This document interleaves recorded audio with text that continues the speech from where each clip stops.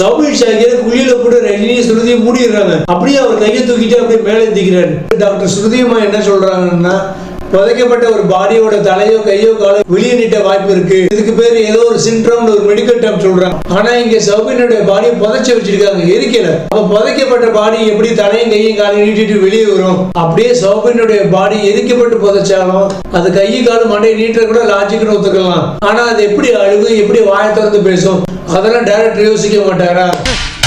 நீ கேட்ட ஒவ்வொரு கேள்வி என்ன செருப்பால் அடிச்ச மாதிரி இருக்குடா. ரஜினி படம் பார்க்கும்போது நம்மளால மூளையை கட்டி ஃப்ரிட்ஜில் வச்சுட்டு படம் பார்க்க சொல்றதெல்லாம் ஓகே. அதுக்காக கதை திரைக்கதை விவசாயம் எழுதி படத்தை டைரக்ட் பண்ற இயக்குனர் மூளையெல்லாம் கழட்டி வச்சுட்டு ஷூட்டிங் ஸ்பாட் வரமா என்ன?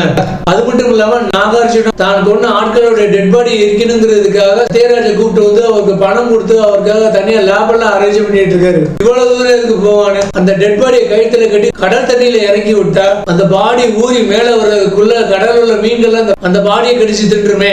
இப்படி ஆரம்பத்திலே டெட் பாடி தண்ணியில கட்டி இறக்கி விட்டுருந்தாங்கன்னா படம் ஸ்டார்ட் பண்ணி 1/2 மணி நேரத்திலே முடிஞ்சிருக்கும். நாங்களும் சந்தோஷமா எஸ்கேப் ஆகி வீட்டுக்கு ஓடிடலாம்.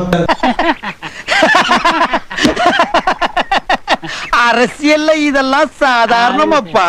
படத்துல 4 ட்விஸ்ட்கள் இருந்தாலும் 2 ட்விஸ்ட்கள் ஈஸியா ப்ரெடிக்ட் பண்ற மாதிரி தான் இருக்கு. ஆக்ஷன் படத்துக்கே உண்டான அற்புதமான த்ரில்லிங் மொமெண்ட் இந்த படத்துல அதிகமா இல்ல. செகண்ட் ஹாஃப்ல உட்காரவே முடியல. அந்த அளவுக்கு கண்டென்ட் ரொம்ப ட்ரையா இருக்கு. என்னால முடியலடா. போ போ போ போடா. ஐயோ இங்க படுத்துற நிமிஷம்னால தாங்க முடியலையே. தலை வலிக்குதுடா, தலை வலிக்குதே. இடையில நிறைய லாகிங் ஃபீலிங் வருது.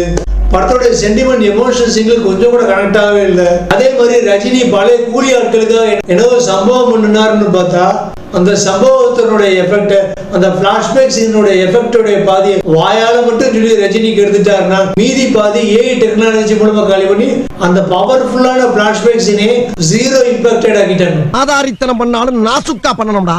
ஆனா நம்ம பண்றது 4 பேருக்கு புரியப்படாது, தெரியப்படாது. படத்தோட கேரக்டர் ஸ்கெட்சிங் ரொம்ப வீக்கா இருக்கு.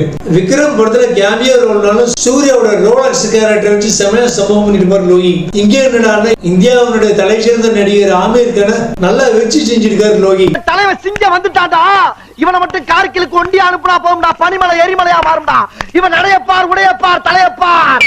ஏய் பாறா, கையில அருவாளை பாறா. டேய் அவன் வயித்து கொண்டாந்து கேட்டாவா? வா இப்போ. டேய் கோய் ஒருத்தனுக்கு பிறந்தது இப்ப ஏறி குருநாதா என்ன பாதி மூஞ்சிய காணா?